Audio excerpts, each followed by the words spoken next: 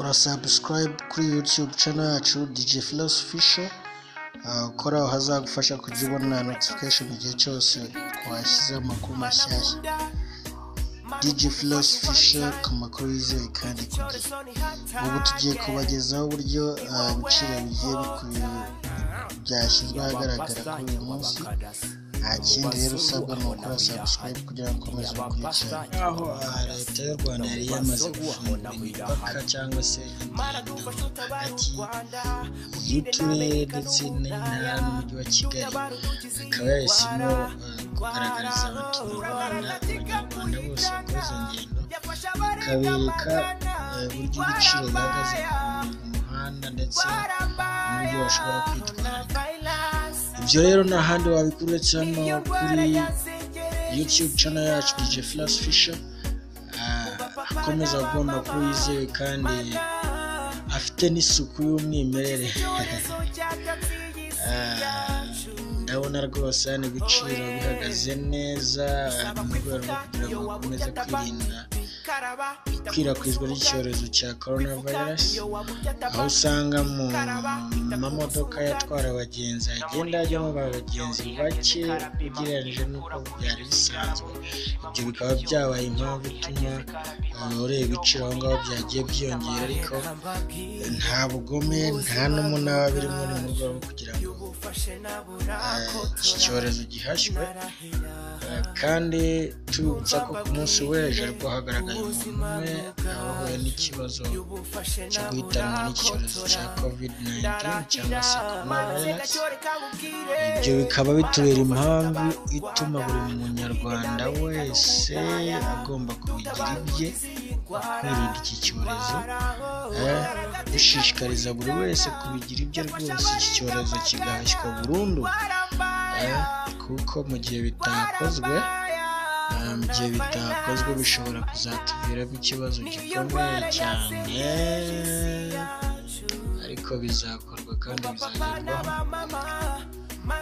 Ku munsi w'uyu munsi rero kugeza ubu nta wundi urahitanwa n'icyorezo, ariko amakuru yatugezeho yageze ku biro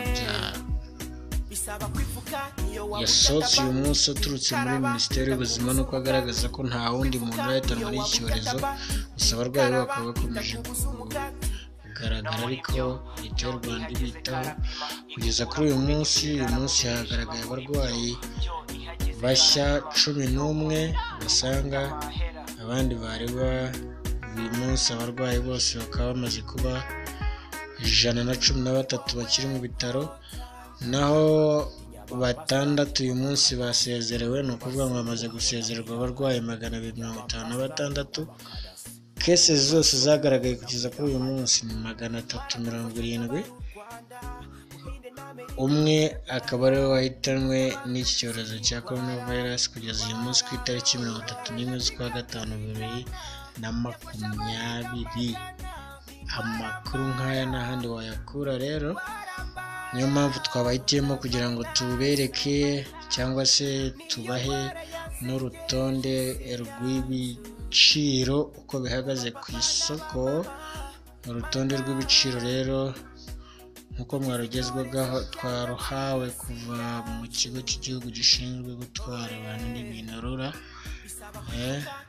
cyagerageje mu buryo bwose bushoboka kugira ngo byose bigaragare hakiri kare, ingendo zifungurwa ariko mu buryo bwizewe kandi bufite n'umutekano.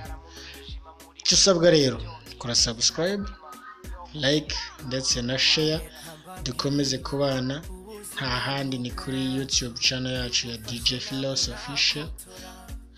Kuri Instagram wadusanga kuri DJ Philos Official, Facebook DJ Philos Official, Twitter DJ Philos Official, YouTube as you know it's DJ Philos Official.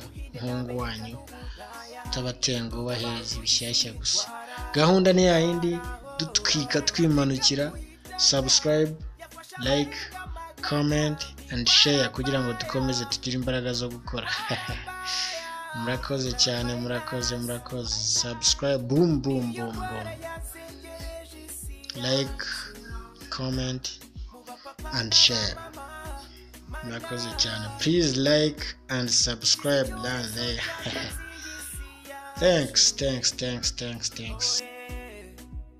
Bisaba kwifuka niyo waburya tabati karaba itakubuza umugati. Kwifuka niyo waburya tabati karaba itakubuza umugati.